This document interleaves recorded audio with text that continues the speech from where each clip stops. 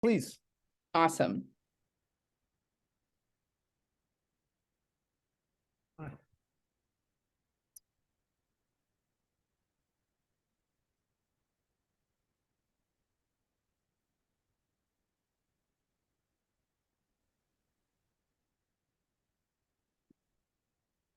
Hello, my dear friends and colleagues, students. It's so lovely to see you all. Thank you for showing up. Hi, EJ. Awesome. We're just going to wait a couple more minutes here, see if we have anybody else come in, and then we'll get started with a really brief presentation and get started with Dr. Wood's talk.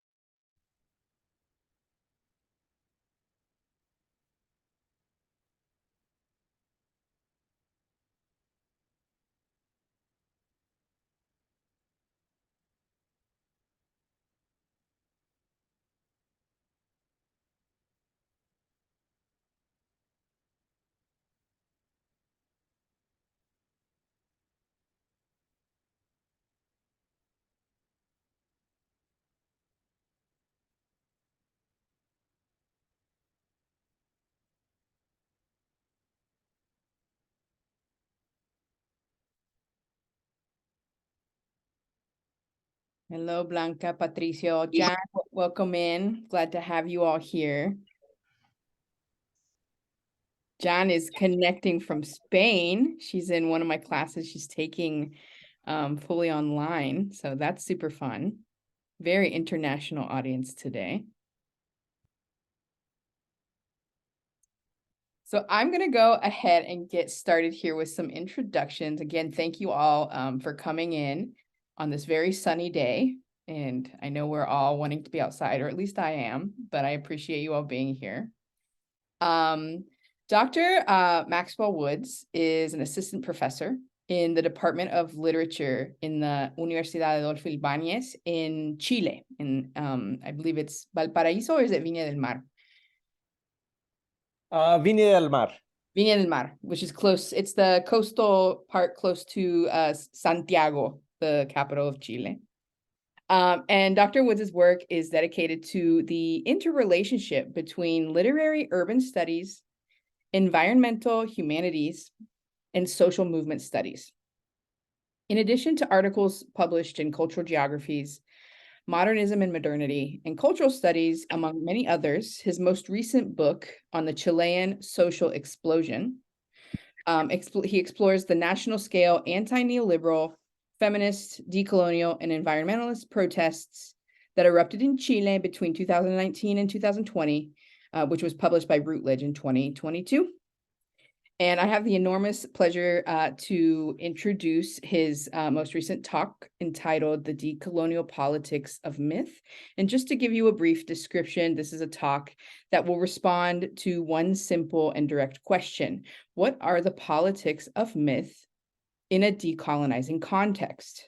Focusing specifically on indigenous Aymara struggles for autonomy in Bolivia and Irish decolonization in the early 20th century, Dr. Woods explores how myth works as a cultural technology of collective memory that maintains the continuity of colonized communities in the face of the destructuring power of imperialism. Yet, if various intellectuals, activists, and artists employ myth for decolonial ends, they do so in a variety of ways. An analysis of the use of myth in decolonizing contexts reveals the contestatory cultural dynamics of a diverse set of engagements with both myth and decolonial politics. So I got to go down and visit Dr. Woods last year. He invited me and a graduate student in our department to present on some of our joint research. So it was great to meet Dr. Woods in person, and it is my absolute pleasure to pass the microphone on over so we can hear a little bit about his most recent work. So thank you and welcome, Dr. Woods. Thank you very much, Professor Bay West. And I'd like to thank everyone here and at Northeastern Illinois University. I have this incredible image of the university after the visit last year. So I even remember some people attended from the university via Zoom. So I have this very ideal image of the university in my head. So I'm very glad to be able to contribute, even if just for one day virtually. So I'm going to start sharing. My presentation is very basic. It's only just going to be including citations. I don't have images or anything like that, just so you can follow along. And this talk is part of a larger research project called Mythical Urbanisms, Myth and the Decolonization of Cities, that's funded by Chile's government office here in Chile. And I'm presenting here today a combination of two articles, consolidated versions of two articles that are currently under review.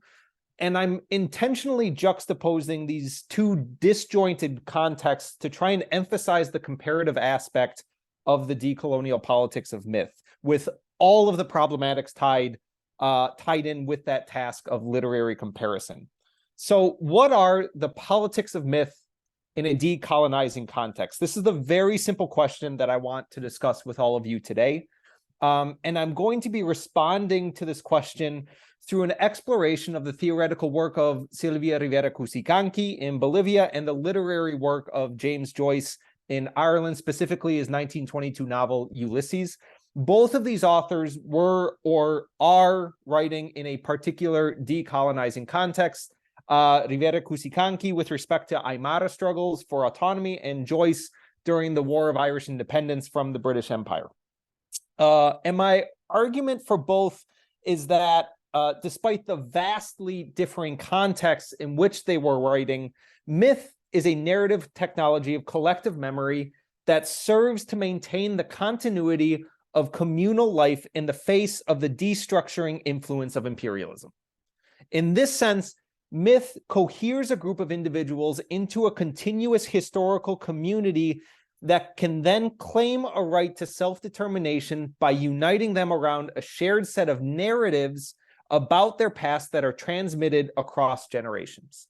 What this talk will not be doing, to put this up front, is going over all of the too many to count theories of myth that have circulated within academic research over the past 2 centuries, not to mention theories of myth from antiquity. My talk, without a doubt, owes much to this other thinking on the matter. Aristotle's definition of mythos as the narrative structuration of events, Sorel's argument that myth serves to ideologically enable subaltern revolt, Barr's revelation that myth is a language that depoliticizes speech, 19th century Romanticism's perception of myth as a unifying discourse for a community, as well as Jean-Luc Nancy's critique of this conception of myth.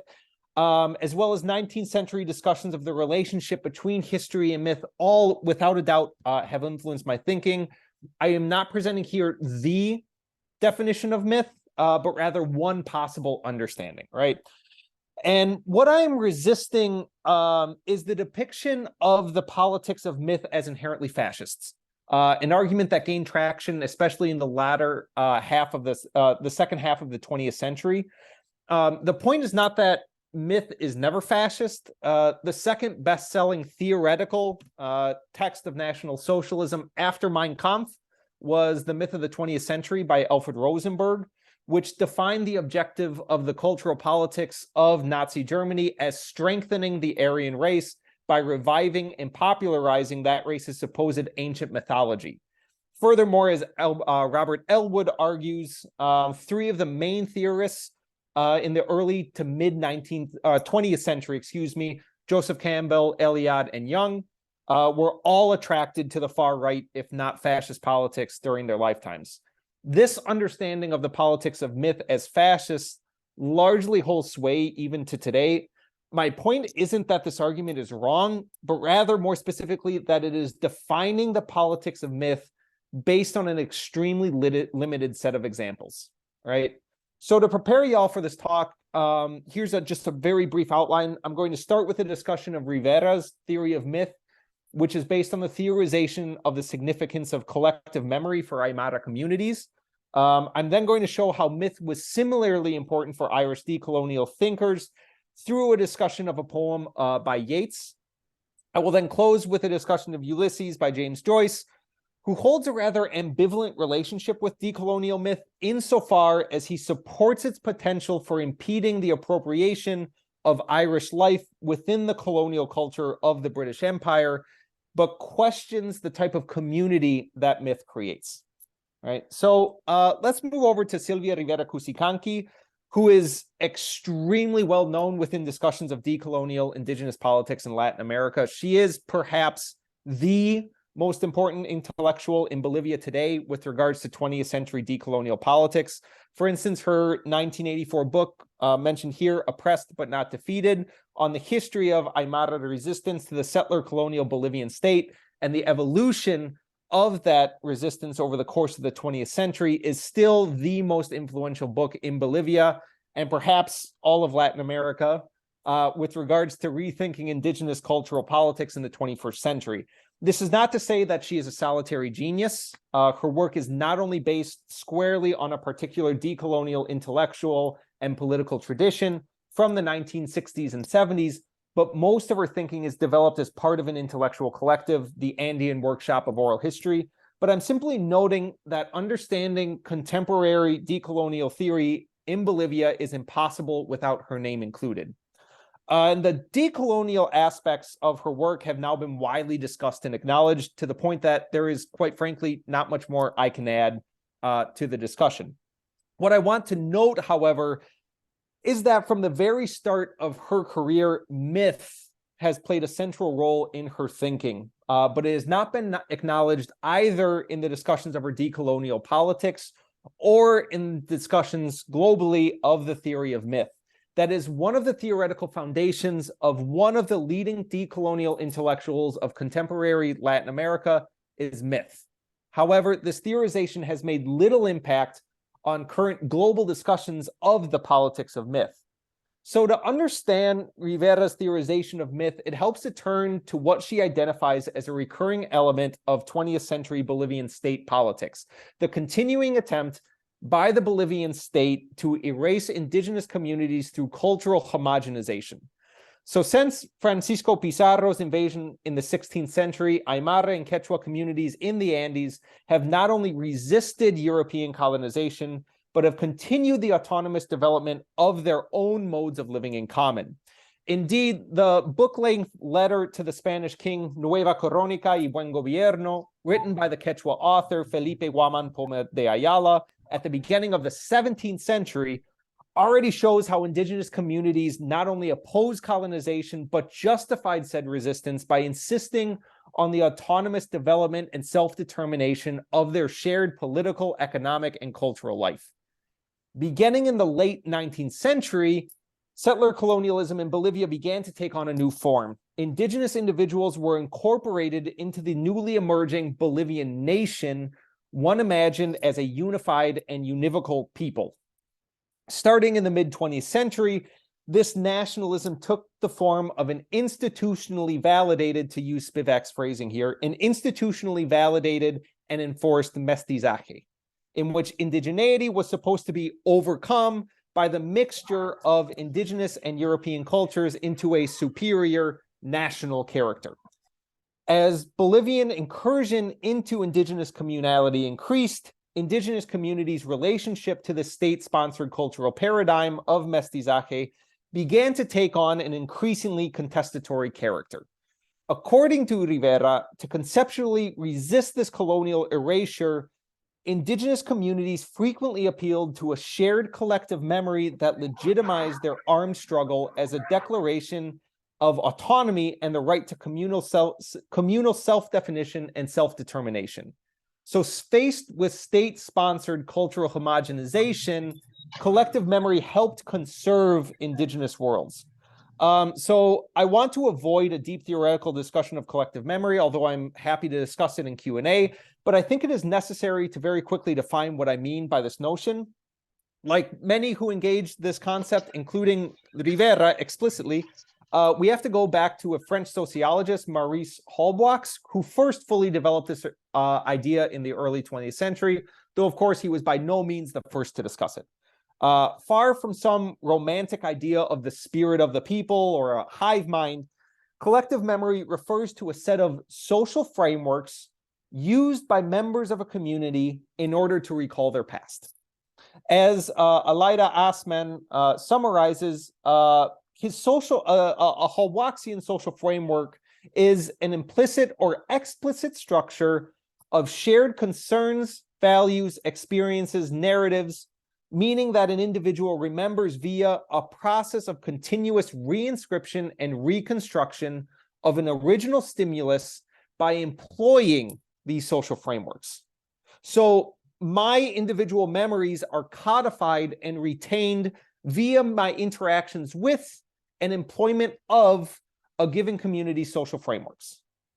As such, each individual remembers their past only insofar as they participate in the life of a community, putting themselves in the shoes, so to speak, of all members of the community by utilizing its social frameworks in order to speak about one's individual and communal past.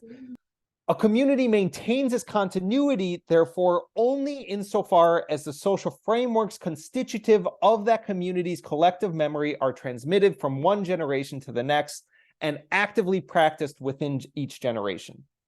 The collective memory of a community is therefore a set of cultural practices that are actively employed by members of a community, transmitted across generations, modified by each generation to suit the needs of their contemporary contingencies, and serve to recall the past of that community as well as individual members of that community. All right. So returning to Rivera and the citations I'm just including so you see where they're coming from. Indigenous Aymara communities conserve their continuity in the face of the destructuring influence of settler colonialism through the practices of collective memory. Rivera insists, however, that this conservation is not to be understood as the protection of a static traditional lifestyle. Instead, collective memory is characterized by the continuity of what Rivera refers to as long memory within a community, and the recodification of that long memory according to recent events, which he calls short memory. For Rivera, when long memory is codified in a narrative structure continuously transmitted across generations, it becomes myth.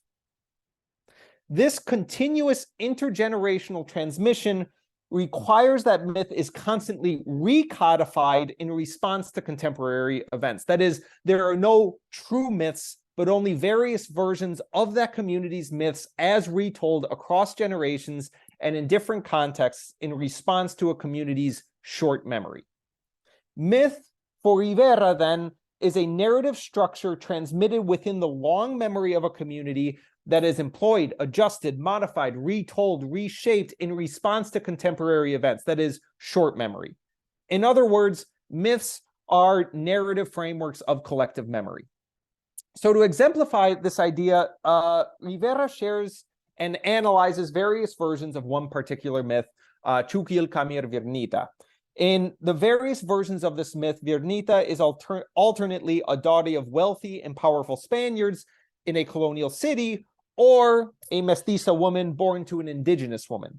After having an affair with Katari, Aymara for snake, this mythical being would transform either into a royal Spaniard or an elegant Aymara man when visiting Virnita. She gives birth to a den of snakes. Whereas in the first version of the myth, the snakes then invade the colonial city, dislodge the colonialists, and return the land to indigenous control. In the second, the mestiza Virnita dislodges the snakes from the city, representing the rise of indigenous control over the territory. In either case, the story is about decolonization, right? The story speaks, Rivera argues, to the recuperation of proper history and the overcoming of colonial time. As Carlos Mamani puts it, myth permits indigenous Aymara communities to inhabit another time proper to Aymara continuous society, reaffirming its link with the past, and thereby sporadically break from the forced and superficial contact that we, Aymara, maintain with our oppressors, he says. Virnita is an example of a decolonial myth par excellence, right? A utopian imagining of a new era of true communal self-regulation and self-determination that actively and autonomously actualizes a real control of all the means of communal self-definition in time and space by envisioning the return of the city to indigenous control from within the narrative frameworks of indigenous collective memory. So Rivera continues by arguing that the decoloniality of this myth additionally lies in how it has been employed to conceptualize and mobilize indigenous communities in moments of decolonial insurrection. So Rivera notes that the Virnita myth experienced a renaissance in 1979 during a series of barricades and roadblocks set up by indigenous activists in the city of La Paz in response to brutal state repression of indigenous activism. This explosion of state violence in the late 1970s in Bolivia was a consequence of the contradictions of internal Bolivian politics and the reconfiguration of its settler colonial character after the 1952 Bolivian National Revolution. A cultural homogenizing mission of national mestizaje was championed by the new state, leading to growing conflict with indigenous communities across the national space who insisted on the autonomy to realize their desired political economic structures. So citing Carlos Mamani, Rivera notes that the activists erecting barricades in 1979 viewed this uprising as a sign that Virnita had returned and was giving birth to a new den of snakes in the local hospital. That is, the protesters actively conceptualized their movement within the narrative framework of this myth. The long memory of decolonial resistance embodied in the mythical figure of Virnita had met the short memory of recent Bolivian settler colonialism. In this way, decolonization, imagined from within the narrative structure of the Virnita myth, became the recuperation of control over Aymara history. So, Rivera argues that the mythical form of Virnita's lover, Katari, is itself a recognition of the continuity of Aymara decolonial struggles dating back to the colonial era. In response to the settler colonial mestizo nationalism that emerged in the wake of the 1952 Bolivian Revolution, one popular movement of indigenous resistance was named Catarismo. The Catarista movement effectively combined the long memory of indigenous decolonial uprisings with the immediate necessities of indigenous and mestizo communities living under the domination of the modern Bolivian nation state. So on the one hand, the movement was named after Tupac Katari, the Aymara revolutionary who had led an indigenous uprising against colonial Spanish governance in the late 18th century. And on the other hand, some of Catarismo's central material preoccupations were those related to the concerns of the contemporary landscape of Bolivia, the migration of indigenous persons to the city, the need to recognize labor organizing under capitalism, the reconstitution of the Bolivian state following the 1952 revolution, and so on. So the use of Qatari in the myth of Vernita during the protests of 1979 is highly suggestive of Qatarismo, which was bridging these long and short Aymara memories. In brief, the resurgence of the myth of Vernita serves imminently political purposes. On the one hand, it is a direct response to and participation in the immediate political and material issues of the day, Qatarista activism, Bolivian state repression, and so on. But on the other hand, by recodifying these material concerns within a reiterative narrative structure transmitted across generations, Aymara activists were reproducing the communality that was at the foundation of their alternative vision for organizing the political economy. The importance and definition of myth, once again, is not found in some authentic or original myth, but rather in the always already changing and pluralization of various versions of a myth that recodify long collective memory in response to short memory. So quickly summarizing, myths for Rivera are the narrative frameworks of collective memory insofar as they are the narrative structures continuously transmitted across generations and then employed, transformed, adjusted, reworked, and retold by each generation in response to their contemporary contingencies. In this way, decolonization is linked with the autonomous institutional validation of this narrativization of the past that coheres an autonomous colonized community in the face of an imperial power that seeks to destructure that community, right? So a little breath here because I'm going to move to a completely different context, Ireland. In order to show that Rivera is not speaking exclusively about a particular case, this articulation of decolonial politics of myth is found elsewhere. More precisely, I'm moving to Joyce's Ulysses, but I'll be focusing on how Joyce engages Irish mythology, not his famous Homeric analogies, though happy to discuss them in Q&A. So scholarly criticism tended to downplay Joyce's engagement with politics until the 1990s for various reasons. This despite Joyce writing Ulysses literally in the midst of Irish decolonization. Joyce wrote the novel between 1914 and 1922, and Irish decolonization arguably ran from 1916 to 1921. Though, of course, the tide of decolonization had been rising long before the Easter Rebellion of 1916, and there are problems with dating the start of Irish decolonization in 1916 as well. Since the 1990s, however, discussions of Joyce's relationship with Irish decolonization have apparently reached a consensus, with many, including myself, asserting that Joyce supported Irish decolonization, but opposed the dominant strand of nationalism that came to represent it. So the main evidence used to support this claim is the Cyclops episode in Ulysses, chapter 12 of the novel. So in this chapter, the protagonist, Leopold Bloom, who is Irish, though born to immigrant parents, and perceived as Jewish, though Bloom's Jewish identity is extremely complicated. Bloom goes to a local pub frequented by militant decolonial activists, led by a character referred to simply as the Citizen. After growing tensions between Bloom and the pub's customers, with the Irish militants expressing more and more openly their anti-Semitism based on the perception that to be Jewish and to be Irish is a contradiction, thereby making Bloom perceived as a colonizer, the Citizen violently chases Bloom out of the pub. Throughout the episode, the Citizen is highly concerned with the ongoing debt owed to his Irish ancestors. He speaks of unrealized dreams of liberation from previous national heroes. Quote, he starts gassing out of him about the Invincibles and the Old Guard and the Men of 67, and who fears to speak of 98, and Joe with him about all the fellows that were hanged, drawn, and transported for the cause by drumhead court-martial, end quote. And then the Citizen proposes a toast to the memory of the dead.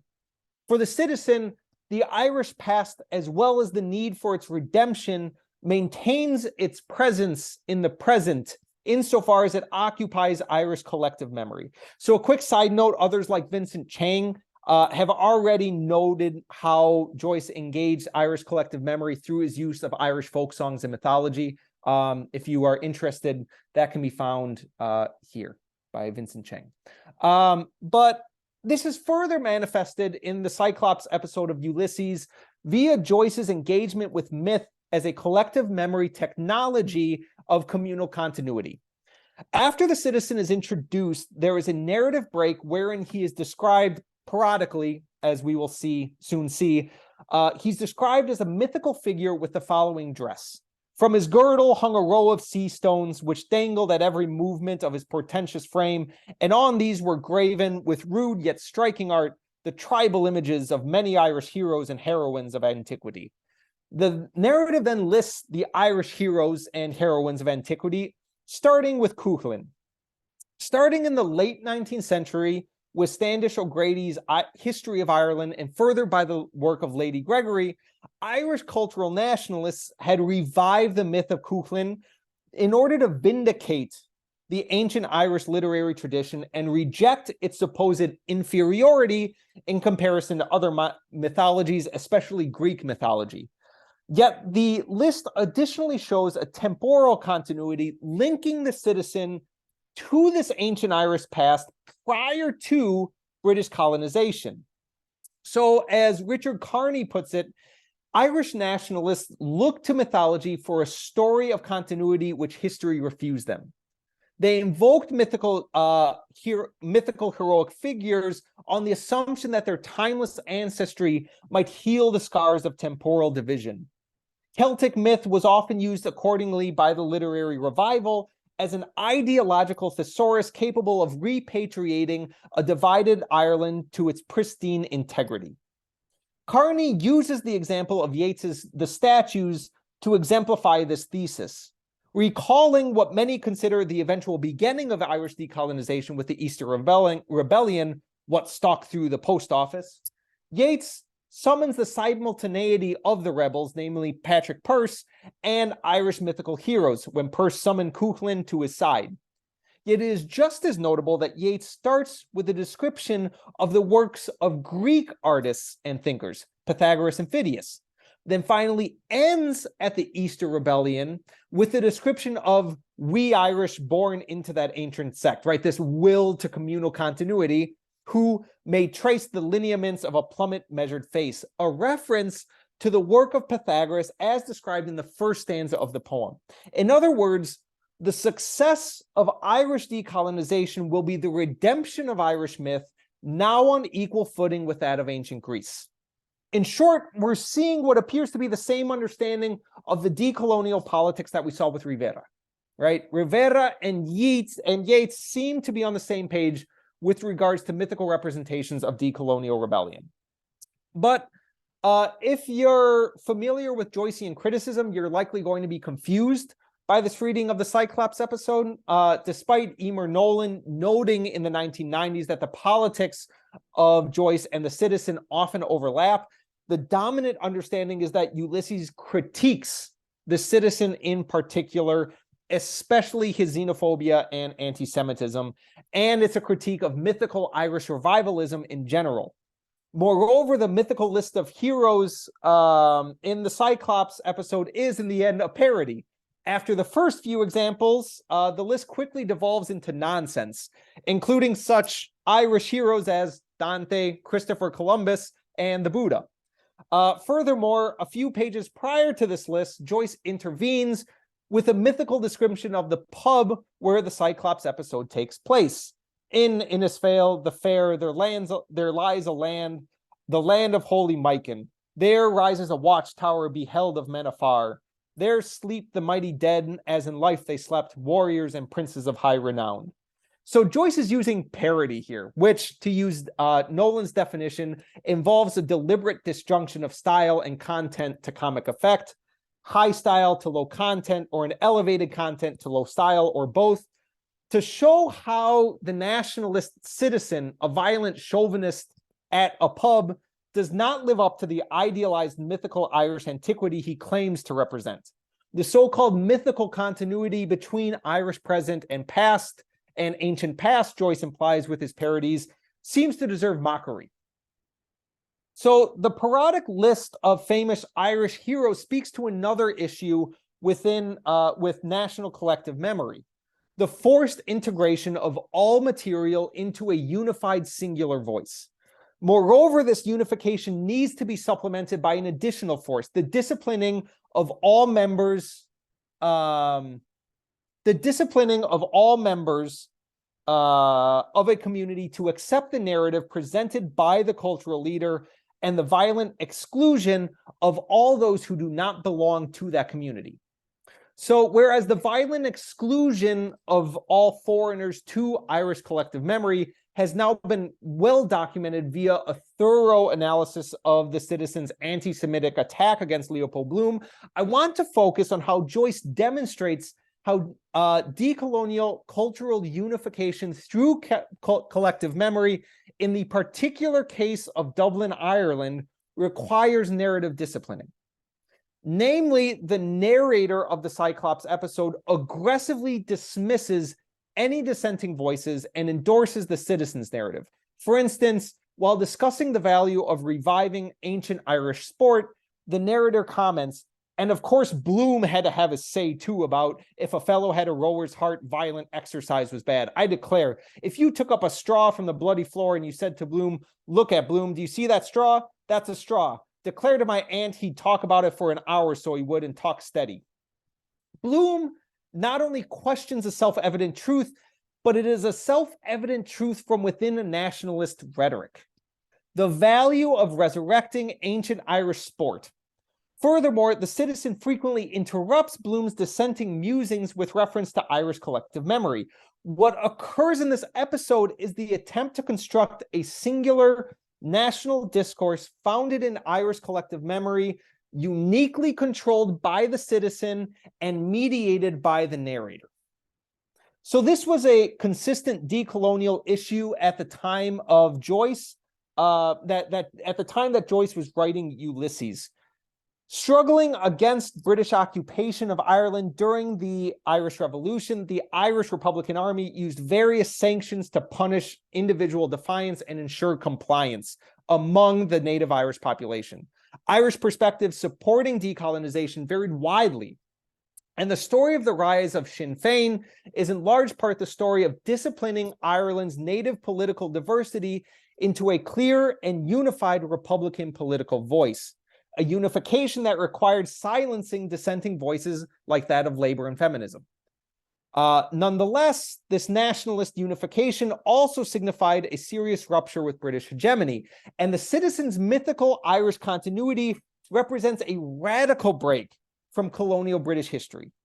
This is perhaps why the critique of the citizen placed in the mouth of Bloom, some people can see the mote in others' eyes, but they can't see the beam in their own, is in some sense tepid. The citizen sees so clearly how British history serves to destructure Irish collective memory and thereby Irish communality, but cannot see how his own use and abuse of collective memory serves to silence dissenting voices within Ireland. Indeed, it is notable that the citizen is granted a lengthy response to Bloom. Quote, "There's no one as blind as the fellow that won't see. Where are our missing 20 millions of Irish? Should be here today instead of 4, our lost tribes," end of quote. Yes, he is guilty of violently silencing dissent, and I've talked extensively about this in other publications, but the citizen also recognizes that questions regarding dissent are inconsequential if the very community from which one can dissent does not exist. Internal communal diversity is of significance only if that community has autonomy and the right to self-determination. So Joyce is trying to confront this dilemma. And for this reason, he offers an alternative definition of myth while retaining its power to decolonize the past in the Oxen of the Sun episode, where one very minor character, he only appears in this scene, Dixon, tells the story of an Irish bull in an English china shop. According to this myth, a bull with an emerald ring in his nose was sent to Ireland by our farmer Nicholas and was ordered to follow the orders of Lord Harry. The bull is then pampered by the Irish population and prohibits the growth of any plant on the island other than the grass he eats. One day, Lord Harry discovers that he is an illegitimate descendant of a Roman bull, begins speaking poorly in the bull's language, and he and the bull of Ireland were soon as fast friends as an arse in a shirt. So Don Gifford's annotations of Ulysses help decipher the story. Nicholas is in fact Nicholas Breakspere, Pope Adrian IV, the only English pope. Lord Harry is initially Henry II of England, and then transforms into various other King Henrys of England's past. And the bull is in fact the papal bull Laudabilitaire from 1155, which granted the overlordship of Ireland to Henry II, since he had argued that Ireland was in a state of profound moral corruption and irreligion. Furthermore, the forced maintenance of green grass refers to the imposition of English land use laws in 1494 by King Henry VII, and Henry becoming friends with the Irish bull refers to Henry VIII's auto-proclamation as King of Ireland and thus head of church and state in Ireland. So a lot of complex, ideas of medieval Ireland here. But in short, the Irish bull myth is about the arrival of the Catholic Church and English colonialism to the shores of Ireland and how Catholicism enabled English colonialism. Moreover, we see the storytellers in Ulysses frequently conflating mythical past and material present. They speak of how the women of our island, as if they were contemporary co-nationals, followed after the bull in the mythical past. They mention the contemporary Irish exodus to the Americas. The narrator of the bull myth, Dixon, starts the story by asking if the contemporary Irish bull in the English china shop mentioned by a friend is that same bull that was sent to our island by Farmer Nicholas. And the entire discussion is catalyzed by a debate over contemporary livestock policy. As Emer Nolan argued decades ago, although Joyce is highly critical of Irish nationalists in the Cyclops episode, he's often in agreement with them. And as he is here in regards to his perception of a communal continuity between Irish past and present. Yet to the contrary of the citizen story, the myth of the Irish bull is collectively produced. Although the majority of the story is told by Dixon, it is marked by frequent interruptions by others present and is sparked by comments by a friend. Additionally, the story is a retelling of the fourth section of Jonathan Swift's Tale of a Tub. That is, this is by no means a purely Irish myth, understood in the hegemonic nationalist sense, since it was originally developed by an Anglo-Irish writer, nor is it a story of 1904, since it was initially put on paper in the 18th century. What we have is a narrative structure developed initially by an Anglo-Irish writer that is then integrated by a community and then used to narrate their past, a narrative that is highly critical of the imperial forces of the British Crown and the Roman Catholic Church, both. This, I suggest, is Joyce's version of decolonial myth that can be distinguished from the nationalist univocality of the citizens, right? The collective and dynamic transmission, employment, modification, alteration, adaptation, and deployment of a narrative representation of a community's past. Joyce's representation of myth, then, is implicitly making an intervention in contemporary discussions of the relationship between myth and the decolonization of the past. When discussing its decolonial politics, myth is frequently framed as a means for a native elite to suture together indigenous unity by mystifying their domination of the indigenous subaltern. For Joyce, this is the goal of decolonial Irish revivalist mythology, which he implies is either an effort by the Anglo-Irish to represent a unified Irish past with which they can identify, thereby evading the divisions wrought by colonialism and the privileges afforded to them in contemporary Ireland, or it's an effort by Irish nationalist leaders to gain control over the Irish subaltern. For instance, Yeats, right, who we talked about with this poem.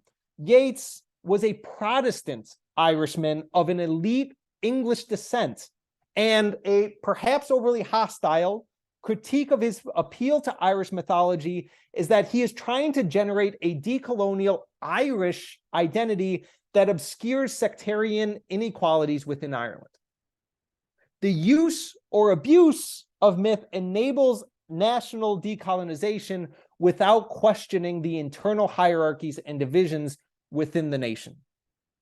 This ignores, however, what Silvia Rivera Cusicanqui has noted in the decolonizing Aymara context. Myths are also narratives collectively generated by the subaltern themselves in order to wrest control of the power to define their past and present. She notes how indigenous rebels autonomously recodified colonial era mythology in the late 20th century in order to represent roadblocks they set up in 1979, right? So in this, she drastically differs from Yeats.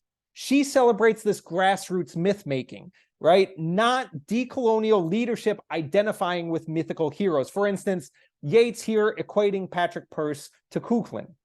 Joyce seems to be in line precisely with this decolonial understanding of myth. A decolonial community, remember, the Irish bull myth is centrally a critique of the imperial politics of the British Crown and the Roman Catholic Church, right? So a decolonial community is formed by collectively metabolizing a narrative structure, in Joyce's case, Swift's Tale of a Tub, in order to remember their past. This is the mythical Irishness pursued by Joyce, one that is founded on dissonance. The myth is formed by these constant interruptions and divergences from the original myth by Swift, and the communal dynamics constitutive of Ireland. So I didn't mention the inherent patriarchy that is in this myth being told within the bull myth. So myth is a collective memory technology with which a community employs and modifies a narrative framework to describe their past, thereby seizing control of the power of communal self-definition. So in the end, the point of this talk is not that there is a singular decolonial politics of myth, right? I'm not saying myth is this. Even within just Ireland, within a couple of decades, there are dramatic differences, for instance, between Joyce, Yeats, and Irish nationalists like the fictional Citizen, although the Citizen is based on real figures in Irish history. The point is that myth in all of these cases is a narrative technology of collective memory that serves to enable the political and cultural autonomy of a colonized community. Differences emerge in how to articulate that autonomy and how to engage that collective memory. Thank you.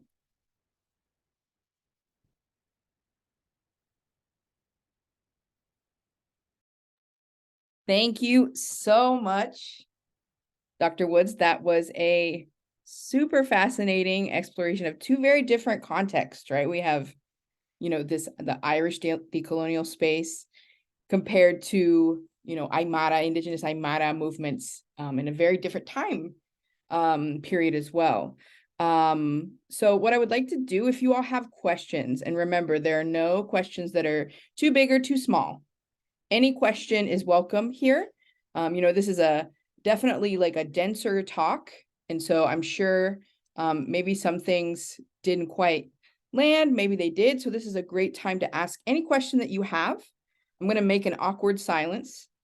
You that take classes with me know. I'm going to wait here and see what y'all come up with. You can use the chat or you can use your microphone.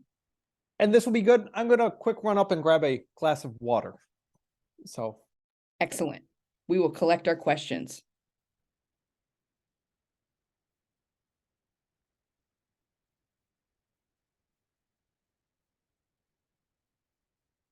Questions are also welcome in Spanish.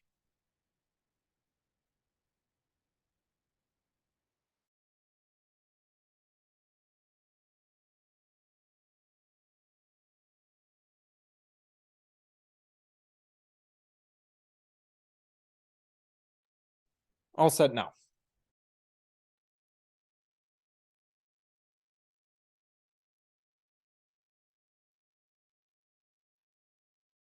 While you all are thinking, I would like to maybe get us started. Recently, we run the graduate students in my department, and we work on a kind of like a conversation hour every month that we have. And we were just recently talking about myth in one of our sessions.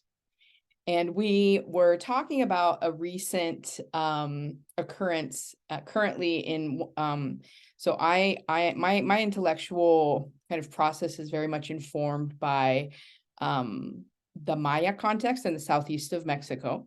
And we were talking about how the president of Mexico recently tweeted about finding this kind of mythical creature called the Alush. And Alush is a trickster kind of figure in Yucatec Maya culture that hides and kind of like does like maldades, does like tricks to people in the fields, and when you're out doing things you're not supposed to do, that your parents tell you not to do, but you're doing them anyway, etc. And the president of Mexico currently has a mega project in the southeast where he is putting in what's called the Tren Maya, which is this gigantic super project to revitalize the economy of the southeast and reorient it toward tourism and other such things. And there's been a big expropriation of land from, you know, the indigenous Maya. It's been highly controversial, lots of eco issues surrounding the project. And all of a sudden we're talking about this mythical creature in trees. And, you know, AMLO took a picture even, or found a picture of this mythical creature hiding in trees.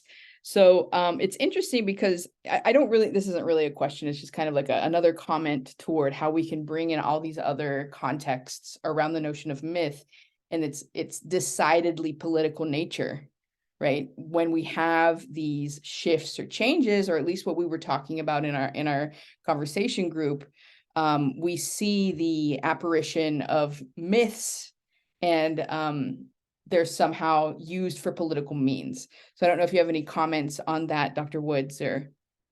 Yeah, so it's, I mean, what's happening is something that comes up, especially when discussing the Irish literary revival of the late 19th, early 20th century, where you see a lot of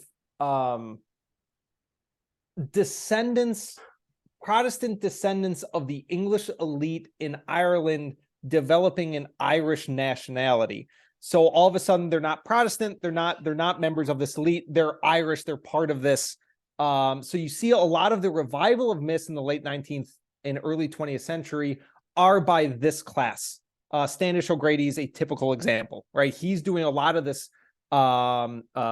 work to find these myths that have been forgotten and revive the Irish collective memory.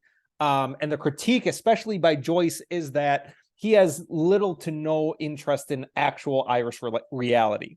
So there's a famous case in, well, it's not famous, it's one line. He has many of these little snippets of just one line where he's making these critiques in Ulysses, where the one British friend doesn't go to a talk by a bunch of Irish intellectuals. Instead, he leaves to go buy this book of Irish myths, right?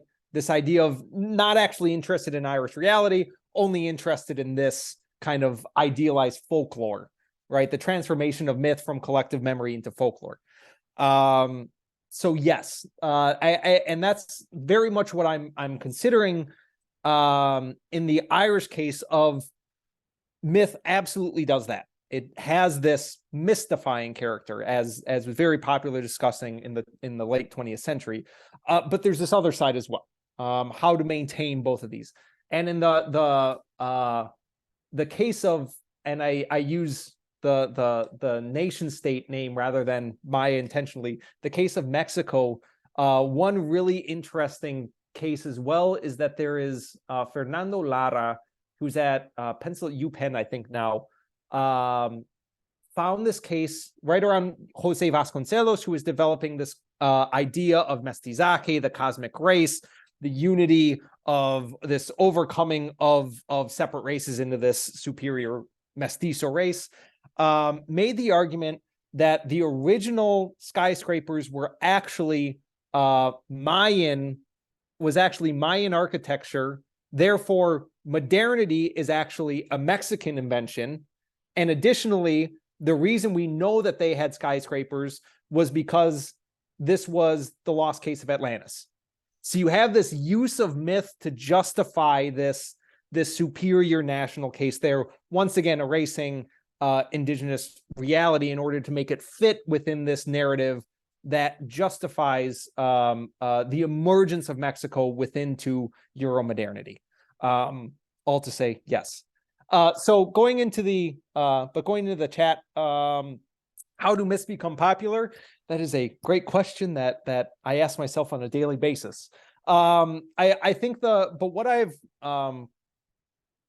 more so looked at is not so how they become popular, but rather myths only become myths once they are popular, once they are transmitted within a community.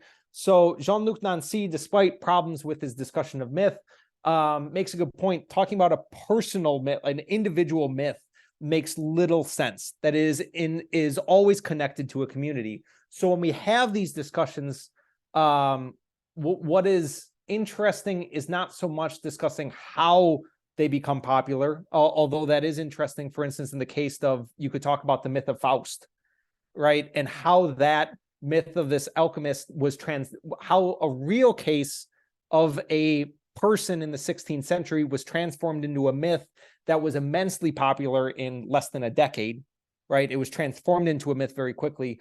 What I'm analyzing more so than that is once a myth is already part of the popular imagination.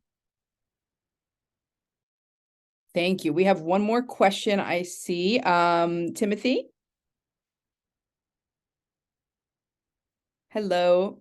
Feel free to unmute yourself. Sorry, yeah, thank you. I need all the help I can get. Same, don't worry about it. I'm about to forget to do that. First off, thank you. And this has been fascinating and kind of I have too much to think about. So I'm going to be selfish and ask you a question that's related to something that I'm working on. That is a working paper that talks about snakes in particular, like literatures. So what I'm curious about is, because I'm not familiar with the literature that you were talking about, where there was something was transformed into snakes and then used as a weapon. You did say that, right? Okay. Or yeah, more or less. More or okay, less.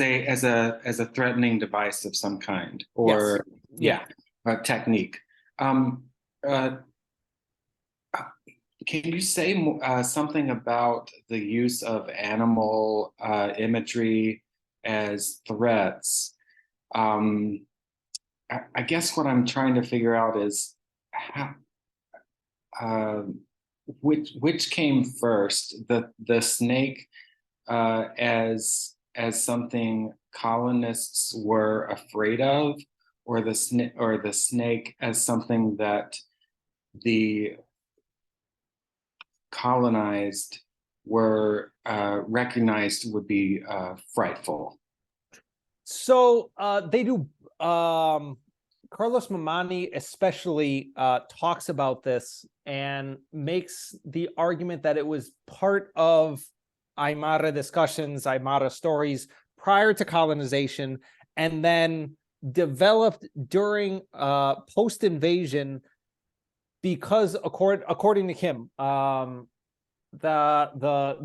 because they recognized the fear of snakes by the colonizer. So you have this, once again, employment and recodification, resignification of this idea of the snake symbol in response to new contingencies in contemporary reality. More generally, and this is research I was literally doing today, so I don't have any good coherent thought yet developed, but there's a lot of discussion in this very with all the problems involved in discussions of the earth goddess mythology, right? And the importance of the snake within that mythology and its transformation within Christian texts, right? and how the snake is transformed throughout these histories.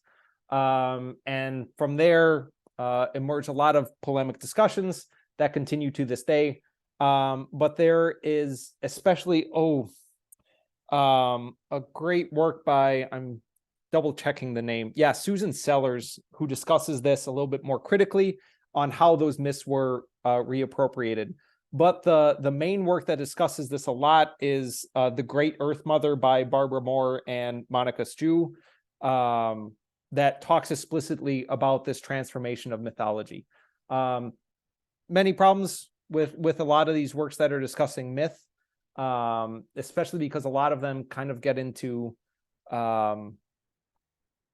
if you have seen recently Ancient Apocalypse on Netflix, that sort of thinking, where you have these questionable arguments made. But either way, you have this sort of transformation. I think in that sense, a very interesting way of forcing us to reconsider what the snake means throughout mythology. Wonderful. Thank you. Thank you, Timothy, for the question. And I'm going to go ahead and close up shop on this excellent talk. In the chat, you will find Dr. Wood's email as well as my own if you would like to continue the conversation. I want to thank you all again for coming. There will be a recording of this available. I'll be sending out to you in brief. Thank you, Dr. Over, and everyone for coming, and we'll stick around until everyone heads out. Thank you again.